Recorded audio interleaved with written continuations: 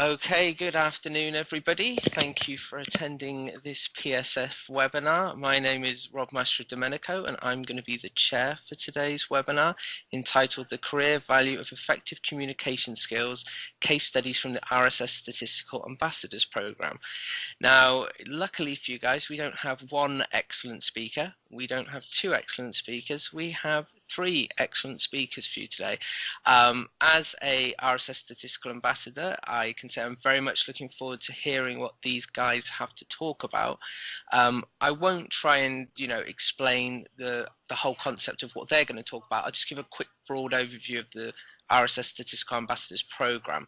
So essentially it was brought about to kind of train up lots of statisticians to kind of be able to speak in the media to, be it to radio, TV, or to do kind of presentations to other people and learn skills from people like David Spiegelhalter. And the whole program has been a massive success.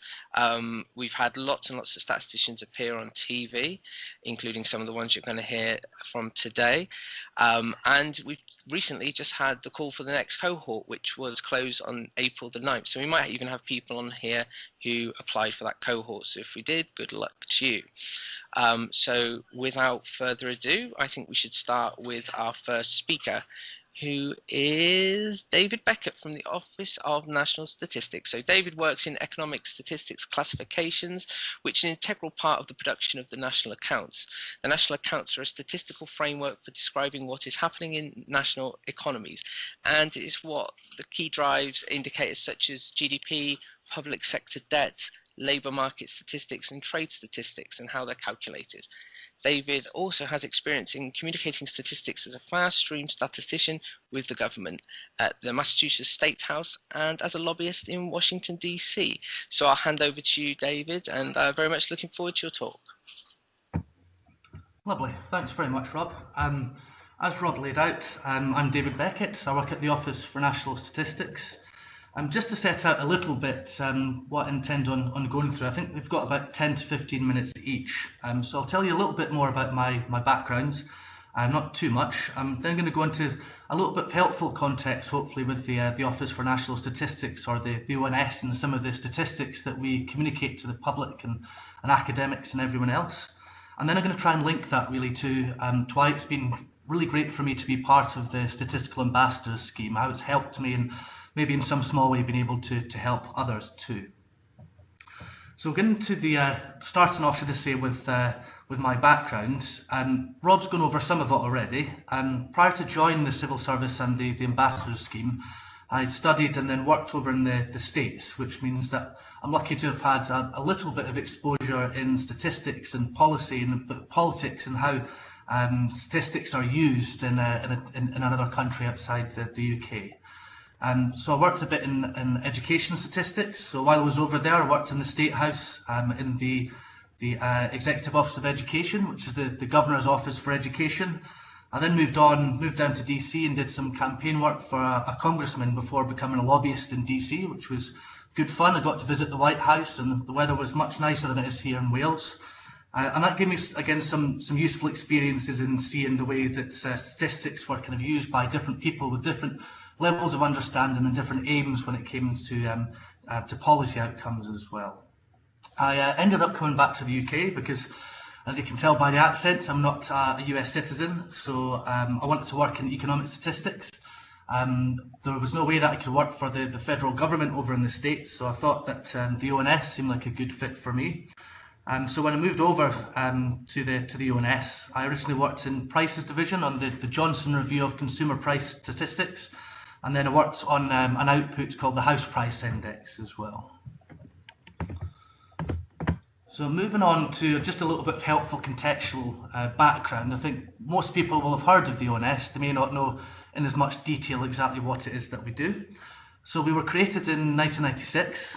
We're the UK's largest independent producer of official statistics, and that's one of the great strengths, I think, of the ONS, that we're independent, we're a non-ministerial department. So whereas in other countries, perhaps there's influence when it comes to the release of official statistics or compilation or analysis when it comes to statistics, and we're headed up by the national statisticians. So I think, on a global perspective, I think that helps make us one of the leaders because of the independence that we actually have in the work that we do. I say we're the largest independent producer of official statistics. I mean, we produce statistics in a number of areas, including crime, health, population, agriculture and the environment, but I work in economic statistics, so I'm going to focus on that. You'll probably have heard about some of the ONS stats, such as CPI or inflation, GDP or GNI, public sector deficit and debt, unemployment figures. In fact, most days probably in the papers and the news, then you'll hear some of the things that it is that we do. And I work in what's called economic statistics classifications or sector classifications. I've tried to kind of boil down in a very short sentence or two what it is that I do. So for a government to be able to measure what's happening in the economy, it's important that the building blocks of the economy, such as a bank or a not-for-profit institution or a public corporation, is placed in the correct sector. So at a very simplified level, we do that by answering whether or not they act like a market producer or whether or not public sector control exists. And it might not sound like a lot of fun from that description, but the reality is it's a really interesting job for me. We have many real-world consequences when it comes to classifications, such as whether PPPs and infrastructure investment schemes should be counted as off-balance sheets, whether, say, for example, housing association debt should be on the government's books or elsewhere. And then we work really closely with the Treasury and Bank of England, where they're more from a policy perspective, whereas for us it's producing the statistics that they'll use for their policy perspective. Anyway, so that's a little bit of the background to the work that I do at the ONS, but as well as the work that I do in classifications, I actually sit on two boards that are responsible for deciding which statistical outputs the ONS should release, and then how that information should be presented and communicated to the general public and academics. So what I thought I'd do, just to give you a little taster of what it is that myself and the ONS does, is give a few examples of how we try and communicate complicated statistical concepts, and then, as I say, describe how the ambassador scheme has helped me in what I do. So a while back, I mentioned that I worked on the house price index, so I produced this infographic shortly after I joined the ONS, and it was around the time that I joined the ambassador scheme.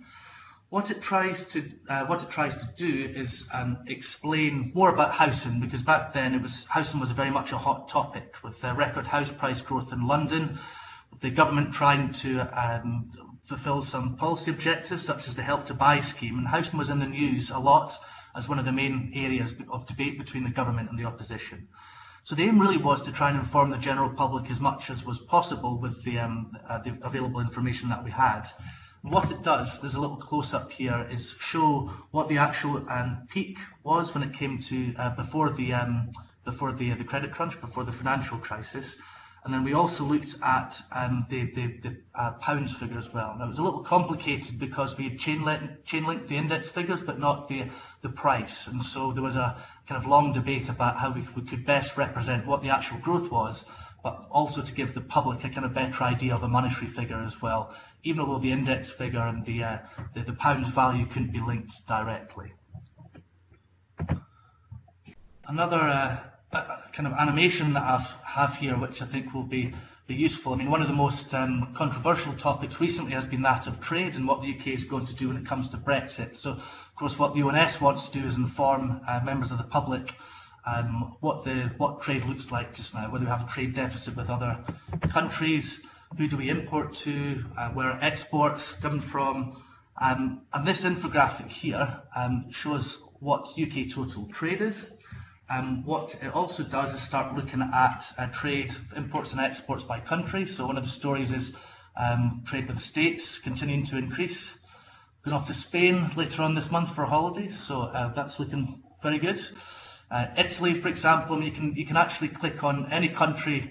Montenegro's got an interesting little blip there in 2012, but all countries that you can see on the globe you can actually link to, which I quite like. I think it's a kind of useful tool for members of the public, and it's very interesting for me, not in a professional sense, but just to kind of go on and check what trade it looks like for the UK. And that's another useful example where we can get a huge amount of information over to the public on a matter that is massively important, given the the kind of policy backgrounds, and hopefully what we can do by informing people is help better decisions to be made too.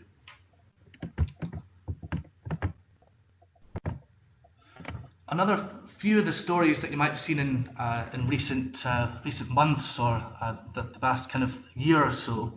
The first one that I wanted to highlight was RPI, for example. So the Retail Prices Index, the ONS would say is a poor measure of general inflation. Sometimes it greatly overestimates inflation, sometimes it underestimates changes in prices. And in 2013, RPI lost its status as a national statistic.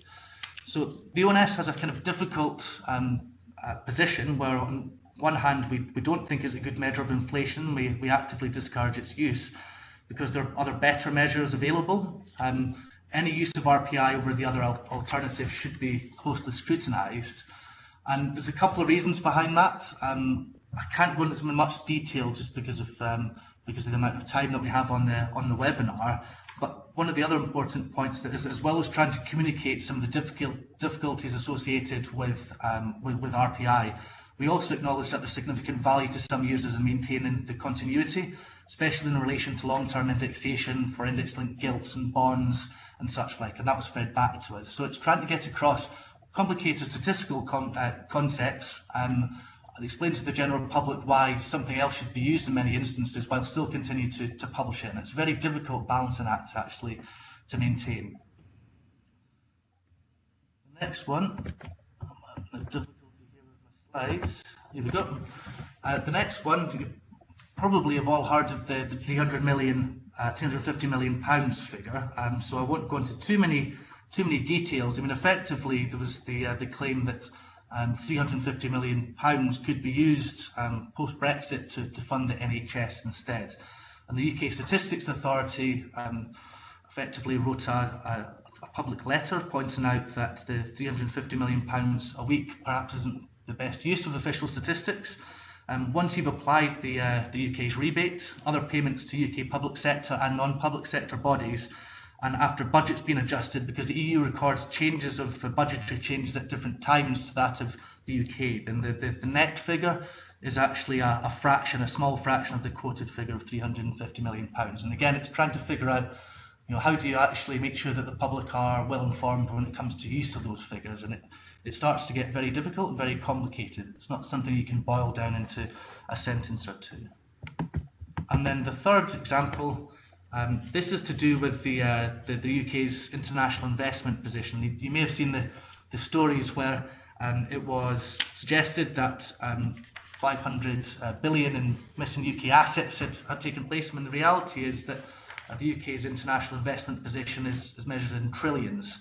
And so with the techniques that we use, where we continually improve the way that we measure all aspects, and one of the things that happened, again, post-Brexit, was that the value of assets held abroad in foreign currency rose compared to those in the UK, which led to this change, basically. There wasn't any change in wealth, and no wealth went missing. All that changed was that slightly more UK assets were held by foreign investors than the ONS had originally estimated. So I hope that gives you a little bit of an idea about some of the work that the ONS does, a little bit of the complexity involved, and also the kind of difficulty there is in making sure that the public are able to understand these important and complicated concepts. So how does it help me then? Well, what I'd say first of all is that there's a network of statisticians that are very experienced in communication.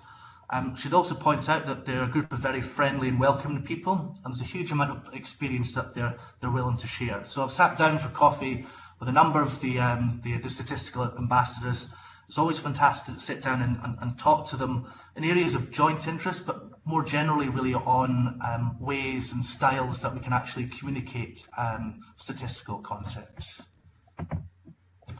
What's brought out from the meetings that we have, whether it's individual meetings or when we have get-togethers or on email chains that we have, are useful case studies and examples of ways to approach communicating statistics. So nobody else, I think, well, at least in the cohort that I was in, worked in economic statistics. But what's great about it is that whether it's health or sports aspects or many of the other areas that people work in, there are there's kind of key themes and ways that we can actually communicate statistics in different styles and such, like different techniques, and lots of examples of good practice that can be shared. And I find that really interesting and exciting to learn about that, but then also to learn about the different areas that other ambassadors work in. There's great professional training with people that have been doing television work and radio work for years, and there's opportunity for us to practice the way that we take part in interviews, whether that's for radio or television, and have people pass on tips and such like. So I found that tremendously helpful. And then it's really, it's an inspirational program to be part of. For me, it's given me the inspiration to try and communicate concepts, say, that I work in. So because I work in public sector division, it gives me the opportunity to look at what information we can impart to the public. Telling the story of, say, the UK's national debt is in some way going to tell us the story of the UK as a whole. And so because the ONS is the only organisation that has all the figures, all the information, then it's got me thinking about how I could actually do something in a different way to try and communicate some interesting stories. So watch this space. It's just a thought at this stage, but maybe at some point in the future, that's something that we can have on a future webinar. Next up is Liberty. I'll introduce Liberty briefly. She's written me a lovely bio. Liberty is currently the Mitchell Lecture Assistant Professor at the University of Glasgow in the School of Mathematics and Statistics, and was a visiting scholar at Columbia University in New York City. She is a graduate of MIT as well as the Cordon Bleu Paris and the University of Glasgow. Her current research involves using facial shape analysis to help children with facial deformities or victims of warfare. Liberty is a regular TV and radio contributor to many news organizations. Rob, hi. Can I stop you? I realized I sent you my try to brag bio, and I will save everybody from listening to that. I didn't. I think you should do the brag yourself. It's a good brag. Come on, man. Get that one. No, can I just do the TV bit? It's good. Yes. I'm going to finish it. I'm the chair, so I'll kind of do what I like. She's a regular TV and radio contributor to many news organisations, including BBC, BBC Scotland, ITV, Channel 4, PBS and Fox News Channel. And do you know what? Liberty also has her own TV series on Scottish Television Network. There was more to come, but I will stop to save your modesty, Liberty, and I will let you do your presentation. So I'll hand over to you right now. Thanks, Rob. Sorry, it's that the bio that you send out when you're trying to make everything seem as fancy as possible, and I was not aware that Rob was going to read that out. But thank you, Rob, very much. It was very fancy. It's great bio. So thank you, guys. I'm super excited to chat with you today about this. For me, just as an overview, the RSS Ambassadors Program has been amazing. It's created this whole new sort of venue and work arena for me. I still, am an academic at the University of Glasgow, but it's opened up this whole new world of stats communication, whether it be with TV and radio stuff or doing sort of keynote speaking for companies or conferences or whatever. It's opened up this whole new world that I don't think I would have been involved in otherwise. And I sort of was hoping to explain to you guys today what it's done for me by sort of explaining probably the biggest lessons that I've been able to take away from the program. And I apologize in advance if it's a little bit boring or a little bit too simplified, but most of my stuff tends to be really boring and simplified. So without further ado, let me begin. And, sort of one of the biggest lessons I've learned about statistics communication, whether it be from David Spiegelhalter or from other RSS ambassadors, is that the first sort of, whenever you start explaining, whether it's on TV or to your colleagues or your bosses or whatever, that, sort of having one incredibly simple but very attention-grabbing example of whatever topic or aspect. So I think as being, this very simple example of whatever you're trying to communicate. And that what I sort of took away from being with the ambassadors is that a lot of times as statisticians, and I have done this, you think that you need to be fancier than you actually do. You need to be smarter. I've been afraid of seeming dumb to my colleagues or dumb to other academics by picking examples that were so simple. On the other hand, as I've seen time and time again and gotten sort of the confidence from the other ambassadors, that simple is better. And that, there's been so many times, and I hope I'm not the only one, where you're sitting in some statistics seminar or one of these things, and all of a sudden after slide 2, I have absolutely no idea what's going on. And that's the worst way you can possibly present statistics, because for most people, they're confusing and scary anyway. So keeping things as layman and simple during your presentation has been sort of my go-to. And so, for example, is everyone seeing this move with slides? I think so. How you, something as simple as correlation versus causation or something, or correlation, causation, whatever, that, whenever you have something to explain, even if it's like some huge, big, long presentation about why you're doing some new step or new move in your work or whatever, that having a very overview example of what these things mean, even if the people should already know, even if the people should know precisely what correlation versus causation means, that having a really simple example that sort of shocks them out of being bored or drinking their coffee or replying to emails is really a good way to do it. So for me, if I was ever going to explain or feel like I needed to ask someone for money to do a new project or whatever, but it had to do with correlation versus causation, I give some ridiculous graph like this that, sort of puts the change in the number of people who died, tangled in their bed sheets with per capita consumption of cheese. And so I try to use examples that, catch people's attention, and I'll ask them, because, if you eat a lot of cheese at night, which I've certainly done before, you have like horrible dreams and you all of a sudden get all tangled up in your bed sheets. So if you eat a bunch of cheese, are you more likely to die by having terrible nightmares and getting all tangled up in your bed sheets? And it always just sort of like perks people up and hopefully, gets them away from their email or their phones or thinking about their morning commute or whatever they're doing. Having those basic examples, one, to remind them what the concept is, but also to just sort of grab their attention. So, another example would be if I'm trying to explain the average. And I know, again, it sounds so dumb and so simple, but even when you're presenting to really fabulous statisticians, it can be good just to remind people of what you're doing.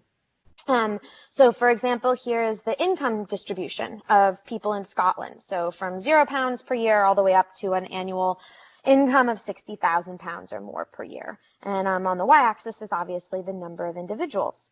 So, I'll compare it to the government parties. One of the reasons we would need to do this new project or whatever is because we're having issues with how to measure the average. And I'd say, just to remind everybody, the average, the mode is about £31,000. So if, you're currently in power in politics, all of a sudden the average income of everybody in Scotland is over £30,000.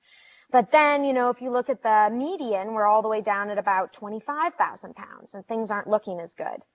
Oh, goodness. I just realized that slide doesn't work. Aha! Where it says mode under £31,000, it really should be saying the mean. So if you have a mean of £31,000, everyone's doing great. If you look at the median, it's 25,000. And if you look at the mode, oh my gosh, the government in power is doing terrible. Everyone's average income is £19,000. Really good tip is to check your slides before you ever do a presentation. But anyway, and then, I remind everybody that the reason that the mean, which is currently shown as the mode, is £31,000 is because you have people like Warren Buffett or Richard Branson or whoever. And in last year, Warren Buffett made £26 million per day, which is £1.1 million per hour, which obviously skews this scale. So just having these little examples that sort of bring people's attention back and reminds them the whole basic concept of what you're talking about is something that I really saw with the ambassadors. And it's something that it made me not feel like I was simplifying too much when everybody else agreed that that was the right way to do it. The other thing that I really learned was that numbers have to mean something. It's so easy to get caught up in our own world of numbers, where we're familiar with numbers, where we know numbers, where we're comfortable with them, and forget that everybody else might not be. So there's this really great example of the baby boxes. I don't know if everyone's seen that, but the baby boxes are now the new thing. And actually in Scotland, they're sending out baby boxes to every single newborn now. And, it was all based upon this infant mortality profile in Finland, showing that in Finland, they send out baby boxes to every single expectant mother, and that's really what decreased Finland's infant mortality rate to such an incredibly low level. But obviously, if you look at the really simple numbers, in the 1930s, Finland had this enormously high infant mortality rate compared to its Nordic neighbors. They decided to do something. They went on this huge marketing campaign for mothers to want these baby boxes. So rich, poor, educated, uneducated, whatever. Every mother really wanted one. However, there was a catch, right? There's always a catch. And that was that you had to attend prenatal education classes if you wanted to get this baby box. So in 1944, 31% of mothers in Finland received prenatal education. And the year of the rollout of this box in 1945, 86% of mothers received prenatal education.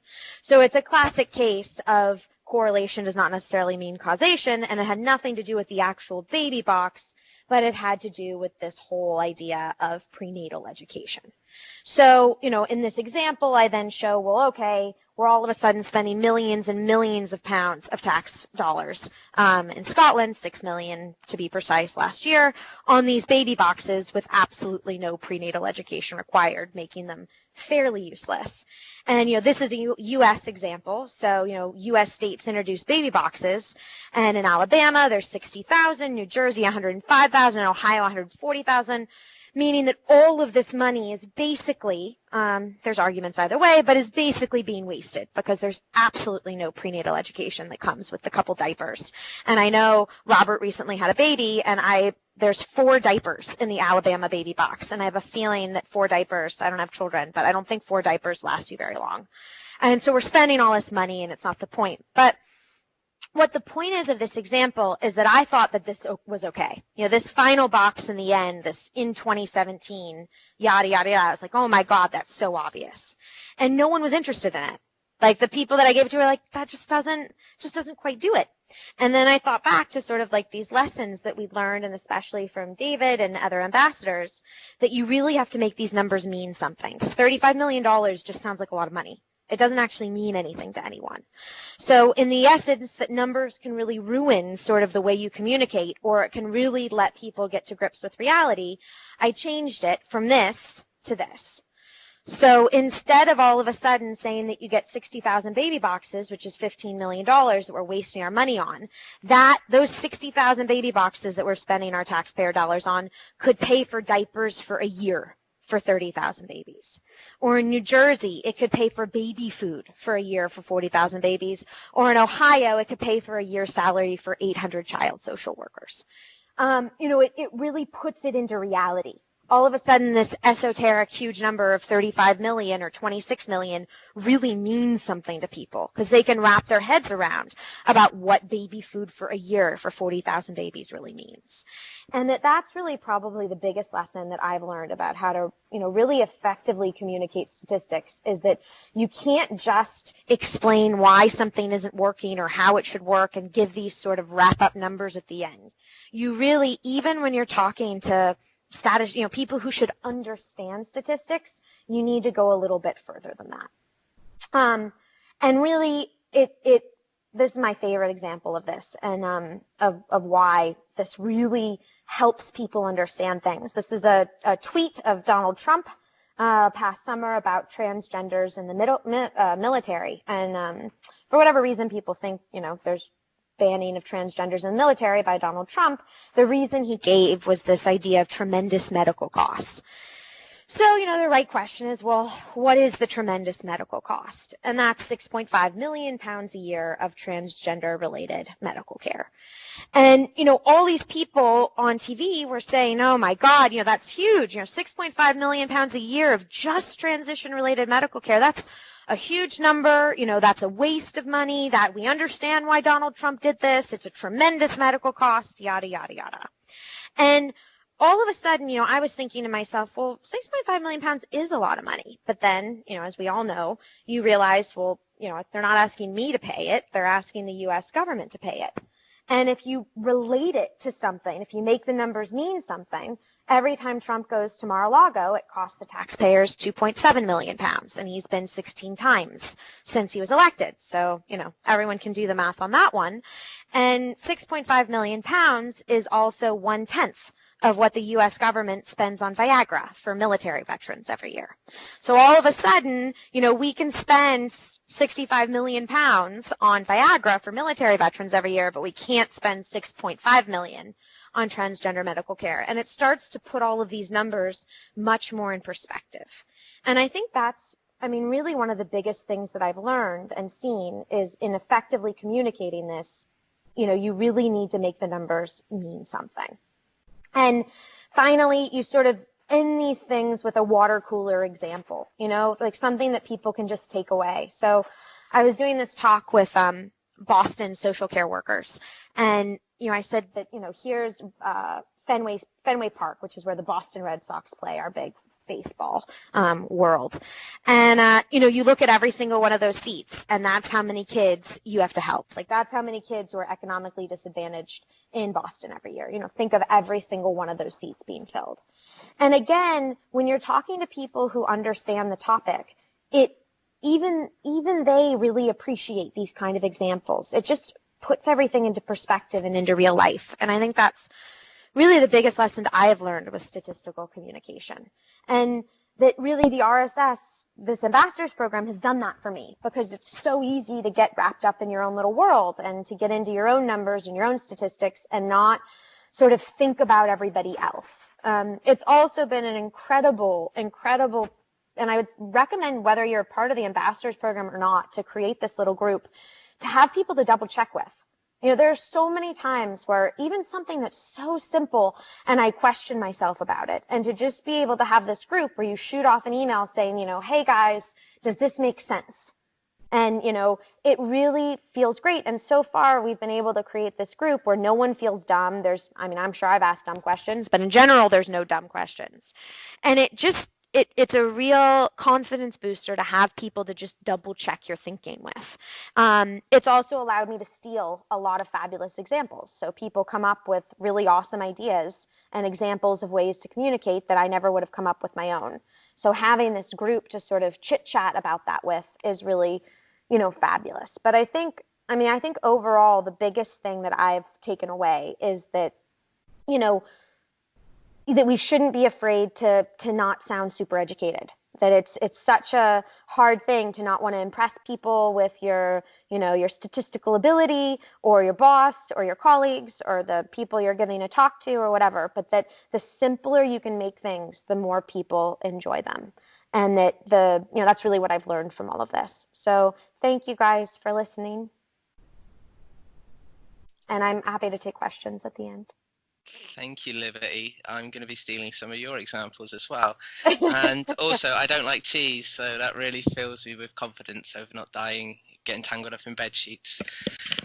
That's great. So now I'll just read the rest of Liberty's bio. I'm only joking. We'll do our last speaker of the day. Thank you for that, Liberty. Our last speaker is going to be Robert Cuffe. Robert is the BBC's new head of statistics. He spent the last decade in pharma, including a stint on the UK Pharmaceutical Statisticians industry body, and has worked with the Science Media Centre and the Royal Statistical Society, briefing and training journalists on the statistics behind the stories. Marvellous. Thanks, Rob. So I'm going to spend a minute or two going through what I got out of Stats Ambassadors, and then I'm going to summarise what the key learnings and benefits were for me that you can take away to apply in your day-to-day life. Hopefully a gang of the people who are listening have already applied for this cohort.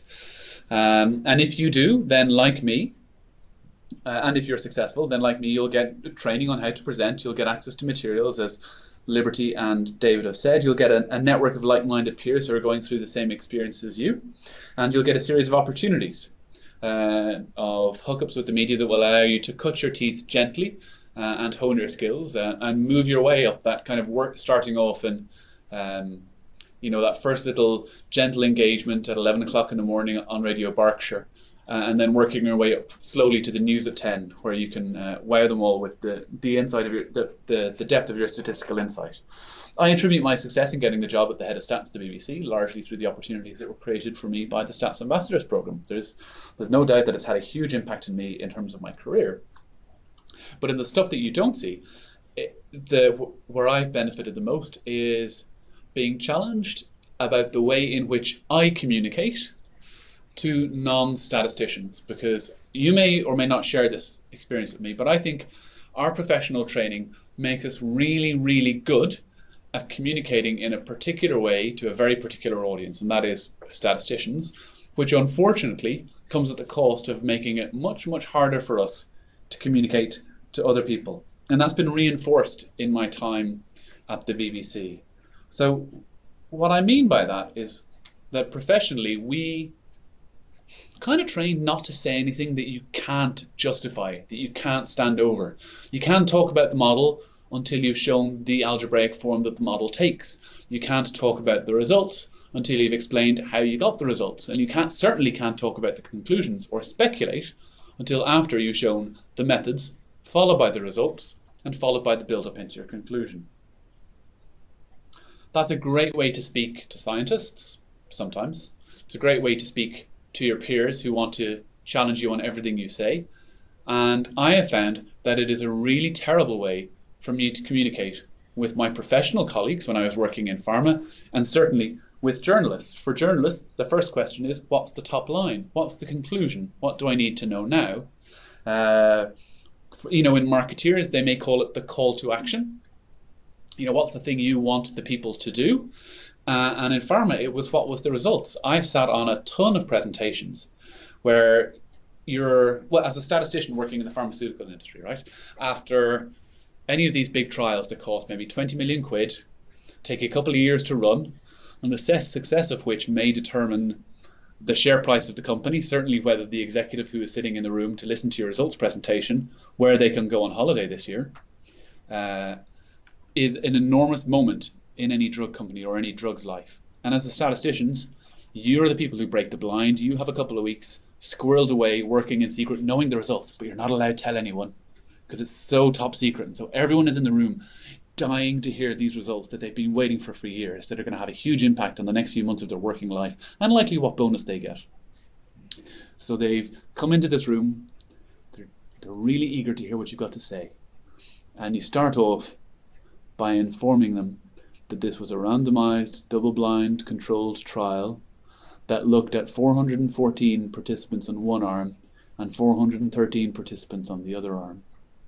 The intention to treat population consisted of 827 participants. The safety population consisted of 812 participants. And you work your way slowly through the design of the study, the demography of the population, and all the time you can almost feel the tension on the phone line burning as the executives or the senior people or the medics are almost tearing their eyes out, dying to know, just tell me what shaggin' well happened. And you slowly work your way towards telling them what they want to know. And it's not just something when you're presenting to people more generally. It's when you're writing your emails and you want people to do what you ask of them. If you put your call to action at the top, if you put your summary at the top, makes it much easier for them to get past the too long didn't read problem that sometimes I have had when communicating with people. So being very focused about putting the main message, the main thing you have to say up front, and thinking about it, because it also structures your thinking and enables you to communicate the detail much better later on. Being very disciplined about that is a real skill that learning how to speak to the media through the Stats Ambassadors program helped me to realize about that I was sometimes not doing brilliantly and challenged me to improve it. And it is honestly, working in the BBC, it is that times 15 or 20. The pressure in the media to get to the headline quickly, to understand the main message is really important, and that should generally be the way in which you seek to structure your communication with them or with an audience who have limited time to hear what we have to say. The second thing that makes it difficult sometimes for me, has made it difficult for me to communicate with people who are non-statisticians, is being a statistician. My natural love and interest in statistics as this almost philosophically coherent system of inference with these incredible tools and techniques that enable you to delve into the detail. My facility with numbers, they both sometimes make me forget what the audience is interested in. For example, as Liberty said, I've just had a kid. And if you ask me, if most people ask me how James is doing, and I say, well, do you know what? Last week we think he started to tease. You can tell because the consistency of his poo has changed quite a bit, and he was suffering with terrible diarrhea. That was really difficult. But then, once we changed him from the goatee milk to the Aptamil milk, they're gone. I love James very much. I love my child. And people are generally interested in him, but they are not interested in the deep details of how he is doing moment to moment. And unfortunately, while when we say statistics, we mean, like I said, this almost coherent philosophy of inference and these wonderful array of tools, what most people outside of our discipline understand by statistics is Liverpool have won 8 of their last 11 home games. It's just a series of facts and numbers, and sometimes our desire to communicate the detail or all the caveats or all the sophistication of the analysis we've done takes away from our ability to communicate concisely and clearly one simple sentence that gets to the heart of what people are about. The other challenge is, of course, our facility with numbers, as I said. The examples that Liberty gave of going from 66.5 million to 65 million as ways of contextualizing numbers and making it easier for people to understand what a big number can mean, they're quite helpful. But I want to give you an example from the BBC's review of how we report on statistics that will maybe terrify some of you on the call when you think about the lay audience member. Part of the report, in which we examined how we do stats on the telly and the radio, involved some audience research. You just show some of our output to people and you ask them what they think of it. There was a case of a university professor, an academic on there, who said, I should be ashamed to admit this, but you know, millions, billions, I kind of can't keep track. And that must be impossible to imagine for a statistician for whom this kind of mental arithmetic is trivially easy. But for most people who aren't paying that much attention to the radio or the telly, asking them to do mathematics is a no-goer. And so Liberty has given you a great way of helping people to understand numbers. Another way to do it is to ask the fundamental question that we always tell journalists in the BBC to ask, which is this a big number? To turn the billions of pounds that the government are spending into spend per household or spend per family per year, because people will understand numbers about themselves much faster than they'll understand numbers expressed at the macro scale. So if you're interested in that kind of thinking and that kind of communication, and you're not one of the people who will be joining the Stats Ambassadors program, the recommendation I would make is that you get your hands on a copy of The Tiger That Isn't, which was written by Michael Blasland and Andrew Dillnut, the first set of people who set up More or Less. And they give you a real insight into the way that a journalist or an interested non-professional consumes statistics and numbers. And I think that's very helpful in teaching you how to frame the numbers when you're trying to communicate them with non-status. So the tricks that I've had to work on in order to enable me to communicate better, and that I've had huge help in doing that in the program, and both directly through the training in the program and during the opportunities that the Stats Ambassador program created for me, was learning how to get to the top line quickly, learning how to get to that main single key thing you want to communicate, and getting that front and center so that people are aware of it.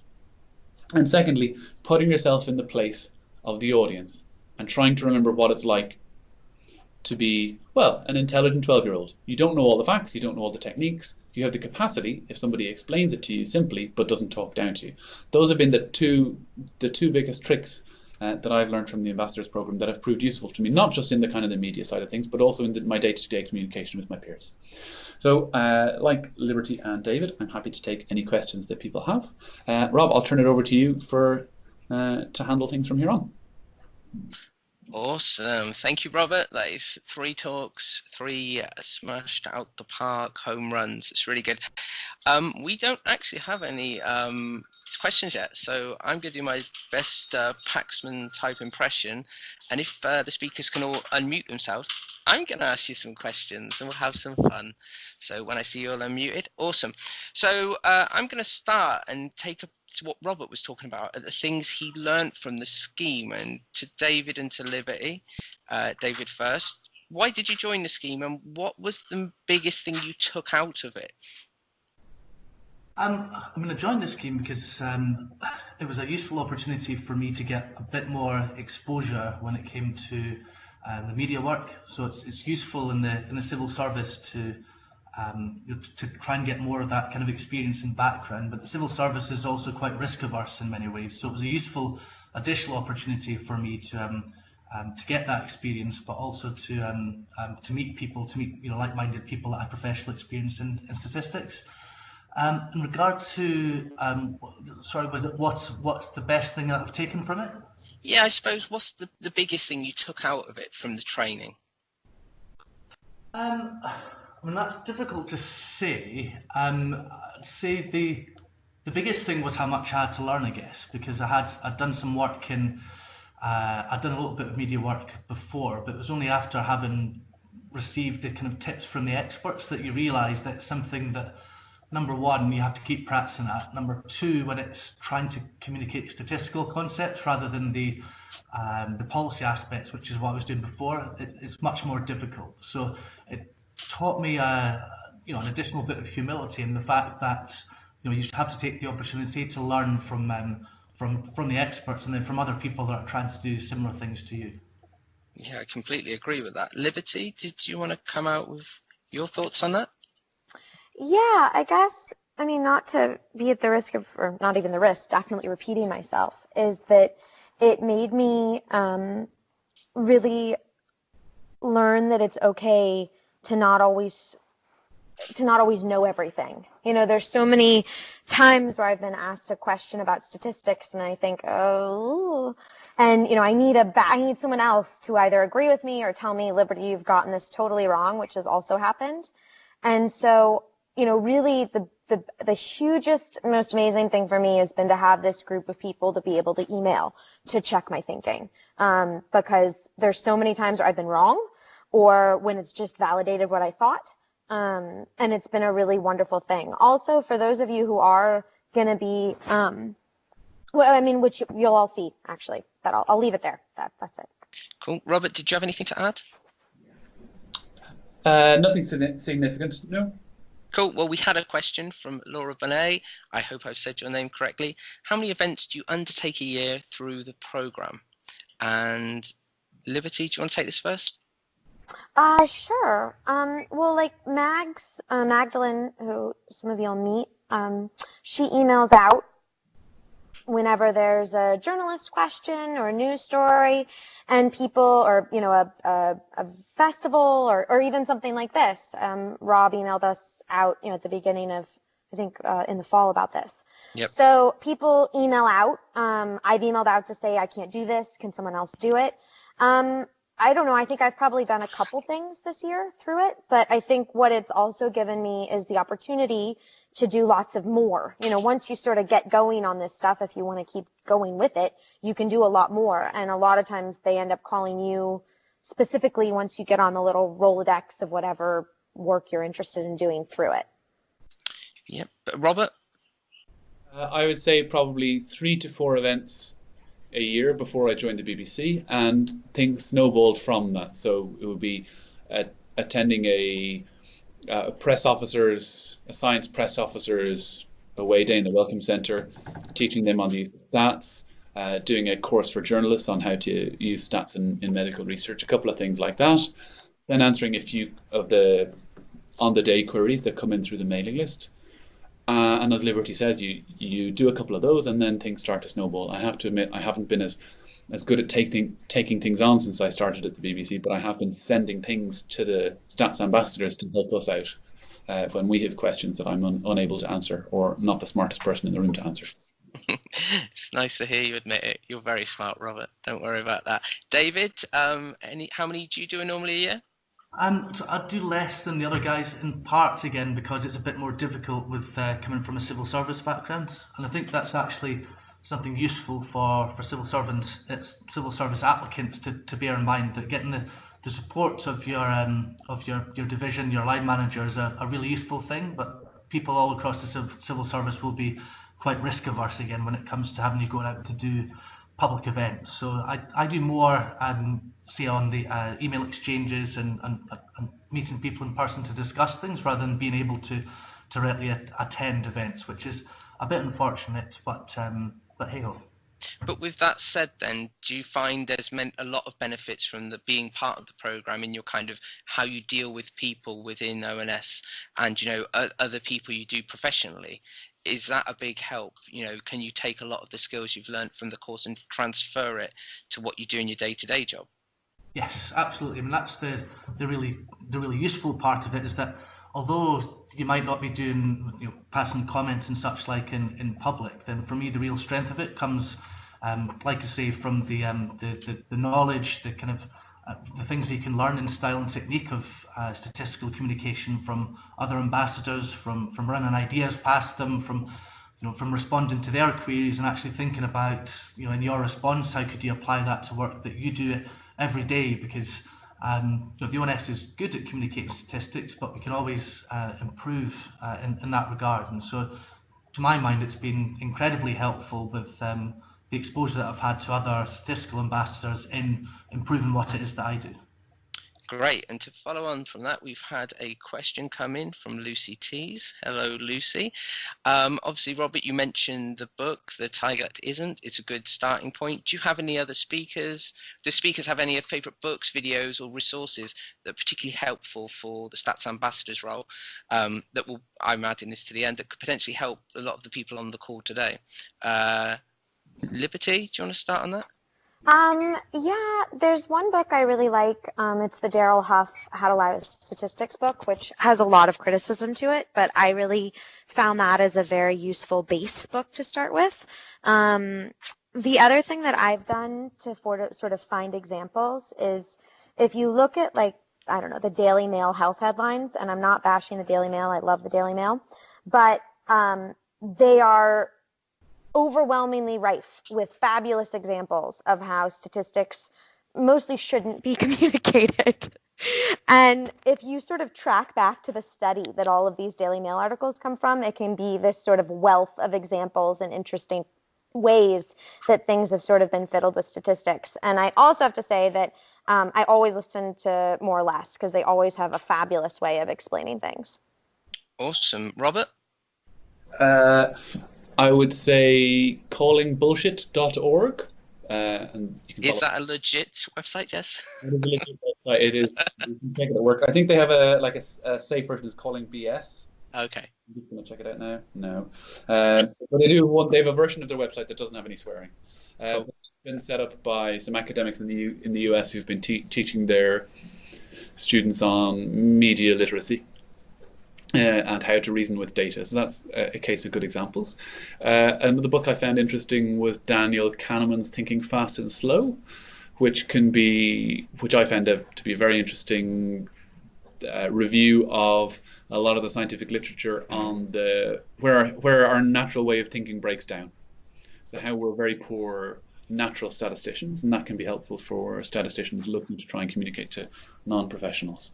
Yeah, that's me. Awesome. David?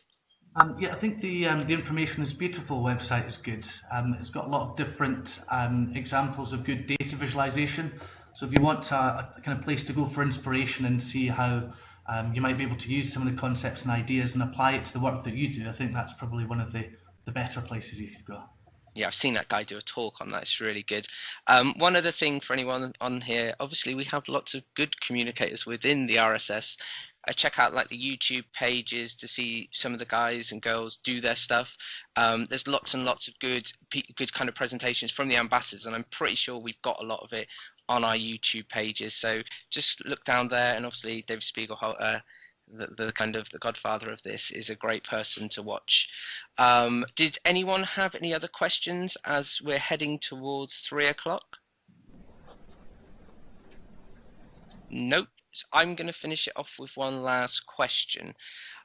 What would be the best piece of advice you could give to a statistician as far as it comes to communicating statistics? David?